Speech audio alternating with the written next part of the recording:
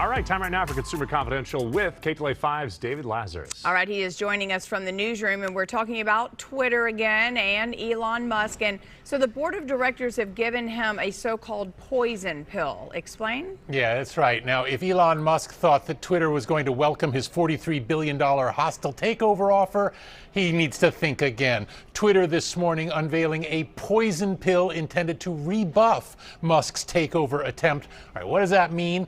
Well, here's what Twitter is proposing. If Musk, who now owns about 9% of Twitter, tries to amass 15% or more of the company, Twitter will flood the marketplace with new shares, additional shares. What that does is reduces Musk's stake. It also would make it perhaps prohibitively expensive for him to try and buy up all the outstanding shares out there, because there'll be so much more of them, and that should keep him away from doing so. And on top of that, if he wants to try and deal with these prohibitions, he would need to negotiate directly with Twitter's board, which is something Musk has made clear he does not want to do. Now, it's unclear how he's going to respond to this. In most cases, when a poison pill gets thrown up by a company's board of directors, the hostile investor tends to back off, because you just don't want to get into a shooting war like that. But Elon Musk is notoriously erratic and hard to predict, so it could be that he'll pursue legal means, file a lawsuit saying this is unfair. It doesn't look like it. It looks like the board is following established protocols here. Musk could also appeal directly to Twitter shareholders to say, hey, these guys aren't acting in your best interest. That remains to be seen. Wall Street right now is wondering not just what Musk will do about this, but also if he does go ahead with this, how is he going to fund this? Most of his money is tied up in Tesla stock. So how would he get the money to take over Twitter? That's unclear. Twitter says its poison pill will stay in place at least for a year. Lou, David and I will have some civilized arguments on the weekend show. David, can we make this a topic for tomorrow at 9:30? Absolutely. We have to get into some other things this morning, but tomorrow morning you and I are going to put the gloves on, and the best man is going to win that one. I promise. Thank you, and that will be. Yeah. Well, of course it'll be me. I know. David, North Korea is being blamed this morning for a huge cryptocurrency hack.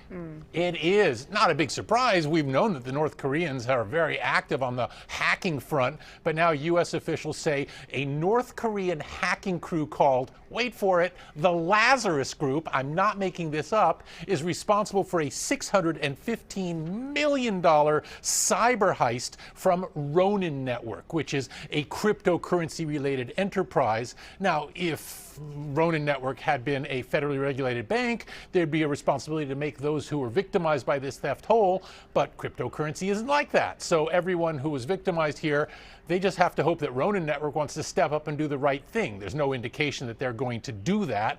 Also, U.S. officials saying they're going to impose new sanctions on Lazarus Group to try to end their activities.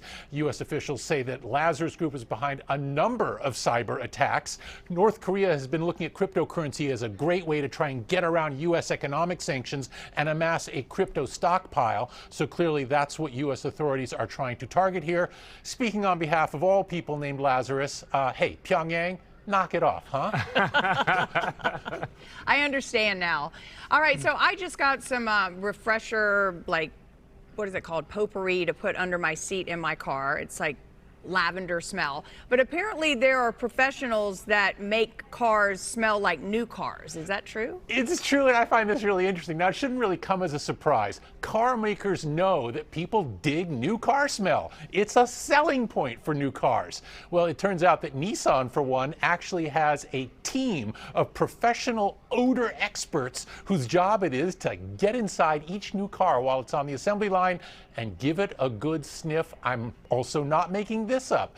These folks are basically trying to look at the symphony of smells that are inside new cars. We're talking about the plastics and the fabrics and leather, if there is leather, and how they all come together to create that new car smell. They get into the front seat, and the odor experts make sure that the front seats don't have too much of that smell compared to the back seats. They also make sure that there isn't a single component throwing off the balance, such as the carpets. They want to make sure that that symphony of smells is in fact in full harmony. Again, you shouldn't be surprised that car makers take this seriously, but I'll tell you this, the next time I'm in a showroom, I'm going to have a whole new appreciation for the folks who are doing that. Yes, right. Back to you guys. Mark said that it's the odor expert, right? The odor expert. And then he said their job stinks.